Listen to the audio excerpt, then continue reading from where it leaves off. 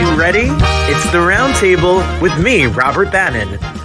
Well, welcome to the Roundtable, everybody. My name is Robert Bannon, and you're listening to us on Broadway World or over here on the Broadway Podcast Network. I'm so excited. You know, this is the show, as Peppermint said, this is the show where the queer kids come to play. And I wave my flag, and I love having everybody in here. We are in a revolution to let people love others and themselves. And our next guest has really moved me. And I know she hears about Kelly Clarkson all the time, but I'm getting married to my husband in May.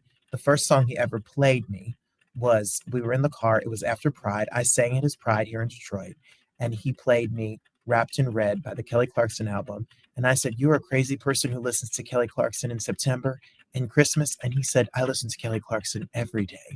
So Kelly Clarkson, and I'm playing for him as a surprise at our wedding, but don't tell him. So our next guest is not only a 4-time Emmy winner and not only putting on the shows that make us smile every day, but is inspiring people to be who they are and writing hysterical, funny, good, great stuff coming to New York City as well. I'm honored to have you here. Caragh Donley, welcome to the show. Well, hello, thank you. I feel like, I could stand in for Kelly and sing for you if that. Please, I'm God. ready. Yeah, God, no, you want the marriage to go well. I don't think hearing me doing Kelly would be a good harbinger of future events. So, well, kudos on the giant success that is the show and all the work that you do for it. Yeah, thanks. I'll hum. If you need me to hum and play triangle. Perfect. I love a triangle. I'm there. Just, book me now. What do you consider yourself? Are you a comedian? Are you a writer? Are you a producer? Like, are you an actor? What are you? Sure. Pick one, put it on a wheel and spin it and wherever it lands. I'm just a 65-year-old trans lady, trying to survive in the world. But I do all of that. I've been a journalist. I'm an author. Sounds like I can't hold a job now that I'm talking about it. Talk show producer, and now apparently a playwright. So, and I make really good enchiladas. Just throwing it. I love an enchilada. My best thing. I saw my painted my face there for a second. It's frightening. Yes. People, there's a couple of shows. You need to get your tickets. He Said, She Said, written and performed by you. Yes. 4-time Emmy winner, GLAAD nominee yourself. Caragh, you are here. And you're going to tell heart and humor, and people have been raving about this show. And if people want to get tickets to see the show, you can go to tickets.frigid.nyc. And you can see. I'm a producer too, but in a. Oh no, you're way better than me. Keep going. I'm loving this. You just take over. So get your tickets. Make sure you get your tickets. And tickets. There's like a ticket for $25, but if you don't even have the $25, you can. There's a sliding scale, and you can come. There's no excuse for you not to see her in person here in New York City. And if you want to show that trans people need love too, or deserve love too, come on out, because we do actually deserve love too. So what can you say the show is about, and what gave you the courage to write it and now put it up on its feet? Well, what it's about is going to sound horribly self-serving, but then again, that's why I'm here. It's just about my transition at the age of 63, which apparently most people don't do. I'm the fool who decided to do that. So the show is about my journey, but told in what I hope is a more interesting way. And there are jokes. So, come and hear me compare being trans to Bitcoin, because that's in there. I could spoil it if you want, but no, buy a ticket and hear it for the first time. hear Bitcoin and trans people together. I'm not intended. I'm for it. I'm with it. All so right. It's one thing to write it. It's one thing to share it to friends and family and people that you love and love you. And then it's another thing to share it to the world, being public about it. And you've got a lot of press and people have talked about it because of your job and what you do. Yeah. Has it been scary? Was it something that you were worried about being public about? As I have said many times, when you get to this age of 65 now, because this is 65 people, You look good. You look Well, good. oh, so all the filters worked. Thank God. Money well spent. Um, I you get to this age and your skin gets wrinklier and it gets saggier, but it also gets thicker, I think. And I'm not bothered by all of that. I say that now, and then all the Elon boys will come after me. But what do I have to lose?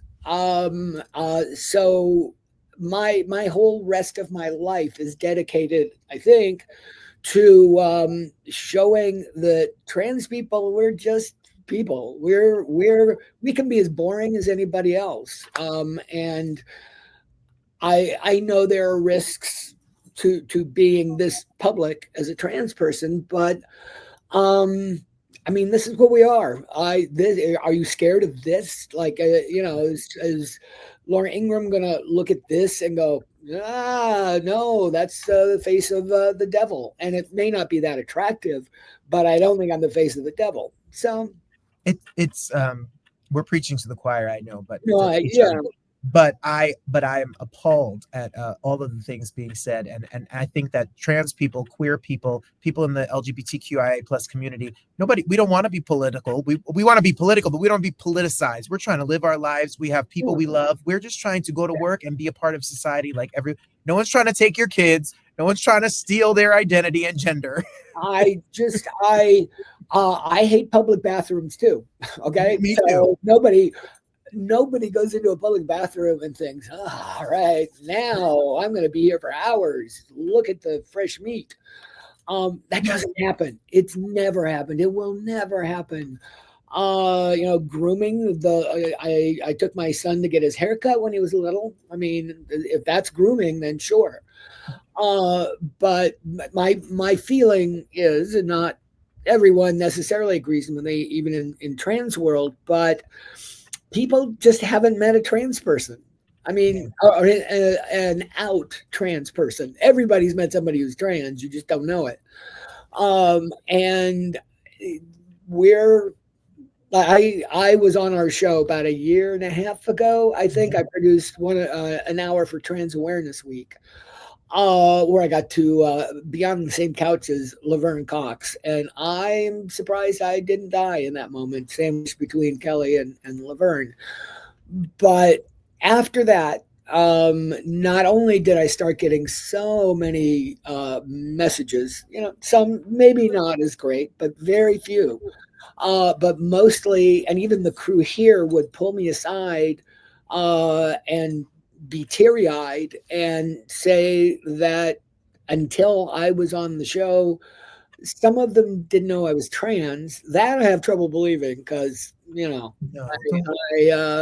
passing is maybe not my thing. But they then said, so we love having you here. That's what trans people are. Oh, you know what? We were sadly misinformed.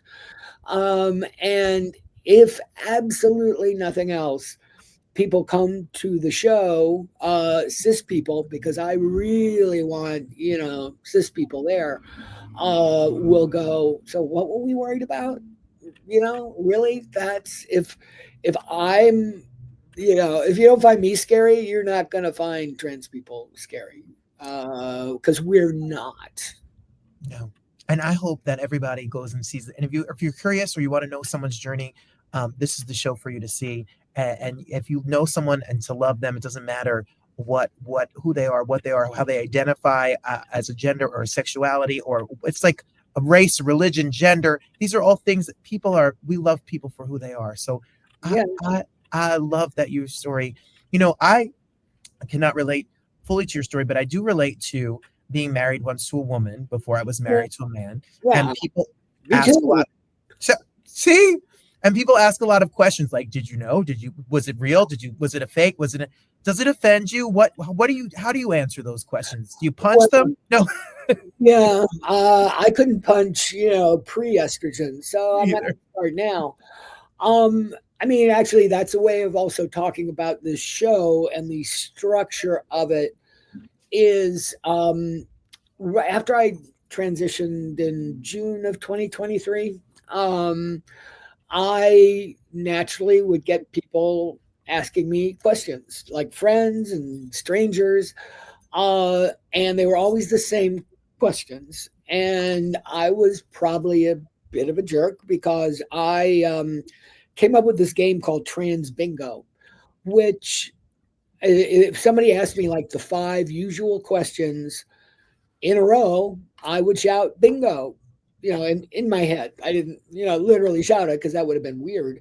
But the structure of the show is going through the 5 questions that people have always asked, and I have learned most of them.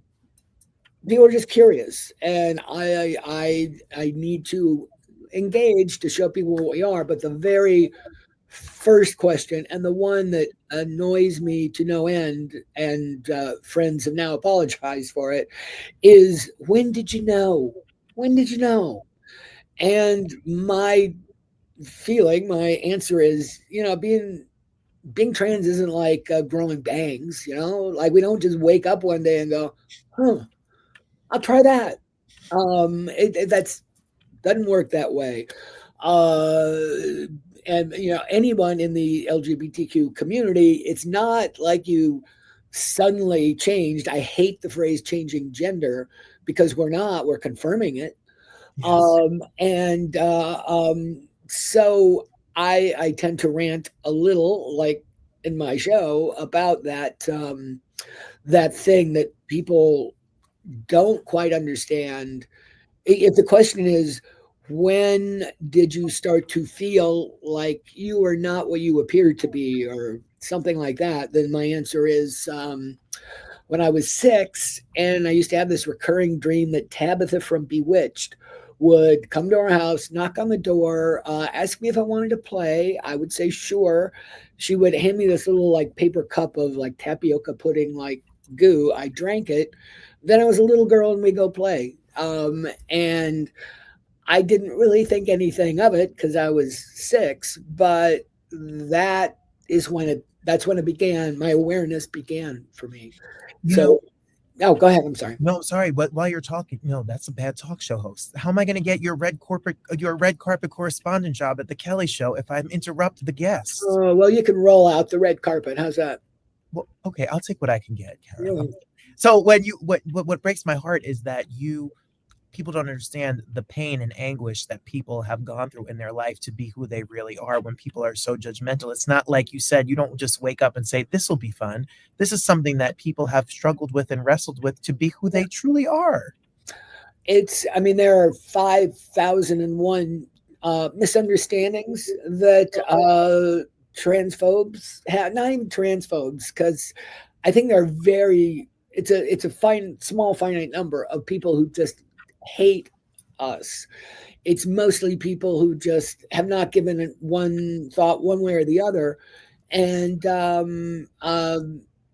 once they meet somebody, then you go, oh yeah, I don't know why I was so worried about it. And again, that's if there's anything I can impart to anyone, even if they don't come to my show, but you should, because mama's got kids, they got to eat. They gotta eat. So it's just like, we're just people. We can be as boring, we can be as funny. You might even have Bitcoin jokes. I'm trying to learn how to do the tease part of the selling. You're doing good. Thank you. Yeah, I have lost my. I think I've answered anything you just asked me. You did. Can people follow you? Are you on the gram? I am. My daughter, who was 23, had told me before that I was too old for it. So Is this you? That would be, wow. That is me. How'd you do that? That I was hoping it was you. Just magic. Magic. I would make a Doug Henning joke, but I'm old and I know Doug Henning. I get it. Illusion. It's a world of illusion. It is a world of illusion. You could follow you and your journey. Was telling your family one of the most difficult parts of the journey? Was it easier than you expected? A yes, sort of to all of it, but that's another thing that I would hope people take away from my story, from the show. First, I spent decades worried about telling family. And then I had kids who were now in their 20s, but when they were little, I didn't want to say anything because the outside world that doesn't care for us gets in our heads and we start to believe they're right and we're weird. So I didn't want to tell them forever. And when I finally did, their reaction was, okay, where are we going for dinner? And they have been my I have a son and a daughter, and they have been just rocks. My daughter actually just left a couple hours ago. She was visiting me here in New York, and they have been great. And then I wondered why it took so long to tell them because I should have known that they are amazing humans. My mom was a little bit of a different story, and I do deal with this in the show that she's like a housewife from Kansas. Like she grew up with a grandfather who was a minister, and in rural Kansas where nobody is. And I figured if I told her this would probably literally kill her. And as she got older, that only increased. But last summer, I decided I had to because she was very sick. So I went to see her in Seattle, and I had told her on the phone, but also dementia, so she didn't really grasp it. And I walked in wearing what I like to think was a pretty hot dress for a granny from Beverly Hillbillies to be putting on. So for the fifth Golden Girl to wear. I like that. That's good. They cut me out of the show. I mean, I was going to be old person reference, the Pete Best of the Golden Girls. Um, yeah, long forgotten, but he was in the band. He was. So like that. But I walked in to, if I'm going to do that, I'm going to really show her me. And even though she was so sick she couldn't get out of her chair, she called me over. She grabbed my hand and her arthritic, tiny fingers, and said, "I love you. You're my child. I don't care how you look. I don't care what you call yourself. You're my child, and I love you." And that's it. And People make me boohoo cry. it was, I mean, she's like a Fox News watcher. She was 90. And the rest of my time seeing her, again, not healthy at all. And she has since passed. But the the fact that it hit home for her, instead of all her church folk telling her, trans people are drinking baby's blood or whatever we're supposed to be doing, that it's your child. You got to love your child. And that is so missing in the debate. I don't think there is a trans debate. I mean, there's not. That's a media term. But if my 90-year-old mom from Kansas can accept her trans daughter, like anyone Anyone can. should be able to do it. When it hits home, you have no choice if you really love your child. You have no and we have to love. You have to love your child. You have to love your neighbor. You have to love people in general because we don't know what people are going through, and people are trying to mind their business, go to work, love who they love, live their life, and this show is going to bring some humor and some light to it. And I know as an educator, Caragh, and as somebody who has had a lot of students who have come out, have a lot of trans students and non-binary students that I've worked with over the years in New York and in Detroit and across this country, seeing people like you and seeing what you do every day on television or talking about it on stages, it really makes a difference because for some people, it is the difference between life and death. And it is the feeling of being wanted and accepted and needed in this world and not. And there is some real beautiful, beautiful work that your public life and what you've shared will Yeah. change lives. So thank you. I mean, the other purpose of the show, which is a callback to, about 7 hours ago when I started talking, because I warned you, is that I would love for someone to pay me to take this show around the country to do for parents, like cis parents, and to do for trans kids, because one of my main missions is to say, don't do what I did. Don't spend 63 years of your life hating everything you are, but not telling anybody, and all they see is a miserable person for 63 years. And don't be that. Learn from someone who did it. And there will be somebody in everyone's life you can count on. It may not even be somebody you know yet, but it's the example in the show, and I'm sure he won't mind that I give him this plug. Kelly's hairstylist, Robert Ramos, is the first person I didn't pay $250 an hour to that I came out to. And it just, he used to ask me, like, he was very intuitive and would ask me what was going on and why was I growing my hair so long. And when I had to choose somebody to tell, I just thought he seems like he'll be the person who will make me feel better. And he was. It was incredible. And what I kind of tell people now is find your Robert. You have one. You may not know who it is in your life yet, but open up your intuition a little bit and you'll feel that person, like one of those metal detectors that old men, which thankfully I won't have to be now, on the beach, and they're doing that thing with the metal detector. Have a trans detector, whatever you want to call it, but you will find that person who will hug you until you say, all right, I'm done with the hugs. I got to get to work. Got it. And that's all we're trying to do is get back to work and be who you are. That is a really moving thing. Find your Robert. Not, you can find me. I'm Robert, but not this Robert. Well, find your Robert. You will do too. How about this? We say that everyone has a Robert in their lives. And now I'm going to tell them to copyright that. So, and I love that. And I would like to give you a hug too until you tell me to I don't know you, please get off me. That's well, people on the subway do that, but it's a little weird.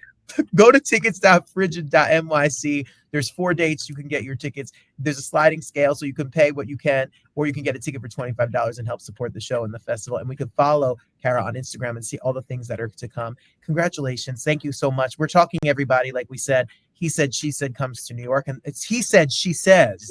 Yes, past tense, present tense. And congratulations, and thanks for all the work you're doing. Thank you for, I mean, this is an experience just leading up to it, unlike anything I've ever had. And I thanks to anyone who even considers coming, anyone who talks to me. This is all new. And I hope people are willing to come and laugh at the jokes, if nothing else. Even the ones that are funny. I promise you this, the mantra at the end of every show here is the best is yet to come. And when you take that one step, the path opens, and it's only just begun for you. And you're going to change a lot of lives and share a lot of love for a lot of people. So let's go. Best is yet to come. Thank you. I appreciate it. And it's been great. I sincerely appreciate you. Back at you. We'll be watching the shows every day. So say hey over there. Thanks for what you do at your day job. I will spread it around. Thank you.